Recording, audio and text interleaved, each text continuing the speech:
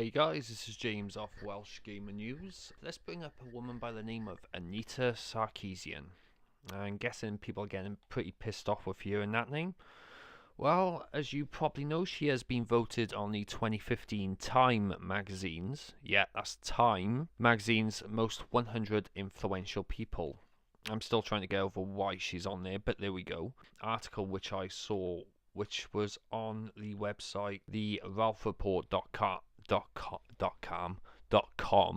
the ralphreport.com, where it actually turned out over 80% of the people that voted actually didn't want her on the list. Yes, she still made the list, which makes absolutely no sense. You think with Time, why the hell have you got a voters list if the public disapprove and she still makes the fucking list, for God's sake? Now, don't get me wrong, there may be some valid arguments to having Anita on the list. I really don't know. It may be a way of Time of earning some money, because they probably think, oh, listen, Anita, she pisses a lot of people off. Let's put her on the list, boom, traffic, money, done. You know how it goes.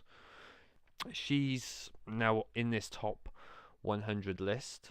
Now, basically on Sarkeesian's inclusion on the list, actor Will Wheaton, Star Trek star Will Wheaton, said this, and he goes on to say, Anita is a feminist for the digital age, using modern tools and platforms to engage thousands of people who want to hear thoughts and respond to the challenges she raises. Unless a person may throw up her hands and unplug a game console, but Anita is determined to ensure that video games are inclusive and representative for everyone who plays them. As its detractors grow increasingly unhinged, we have proof that her efforts are actually working. And they continue on to say, Anita is just the latest writer to prove the law coined by journalist Helen Lewis that the sexism comments of any article about feminism justify feminism.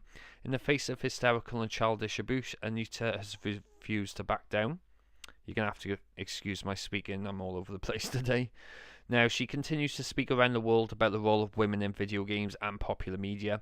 She also talks about her life as a target in an online culture war known as Gamergate, waged by entitled male gamers who fear change in an industry that is evolving while they seem determined to remain 15 forever, which is a load of fucking bullshit. Alright?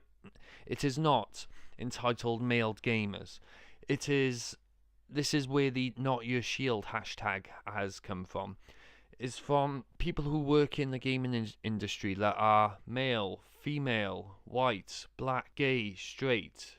All they want is just to be equal within gaming journalism. That's it. And then this is where this Anita Sarkeesian comes in. She says it's all about a feminist issue. It's all about men versus women, and it is not the case. I don't understand why Time would put... Well, I do understand why Time would put this on there, just to create as much controversy as possible, and just to, Time media outlet, they're always on an agenda. All media outlets are always on an agenda.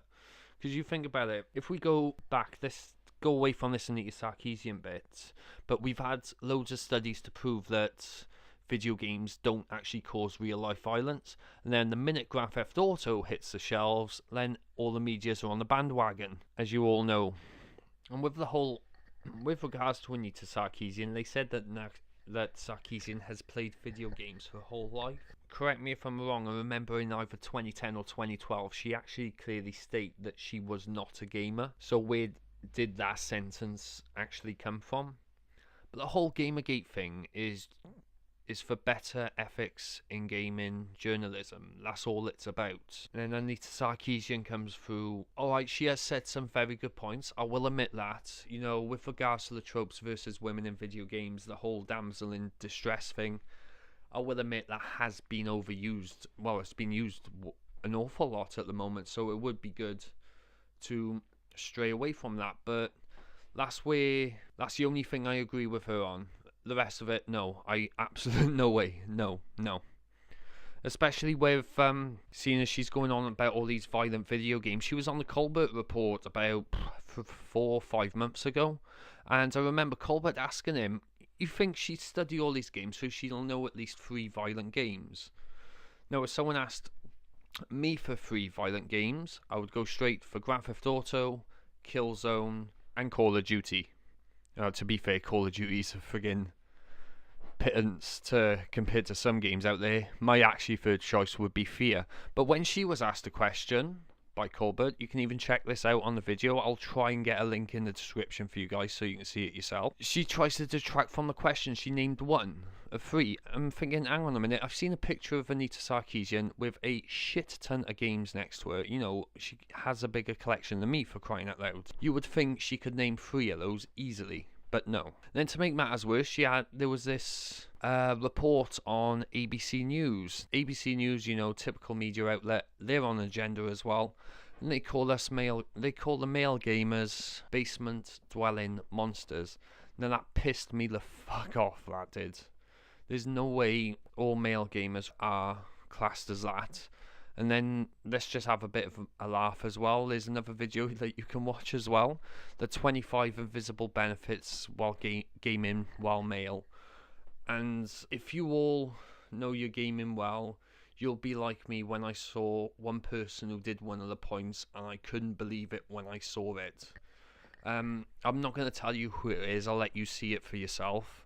But check out that video. And now she's named into the Times top 100 most influential people. And considering all the crap, I wouldn't go as all the crap she says. All the stuff she says has been debunked. The best has been basically proved wrong. The best one, there's a couple of people, I'll leave their channels links in the description.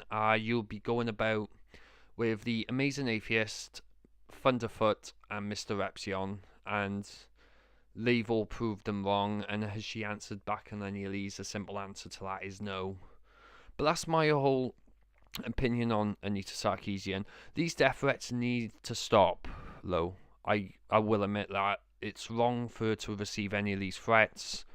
If you do that, shame on you. You think about it, if these death threats didn't happen, you know, we could have been closer to a solution on this whole Gamergate situation.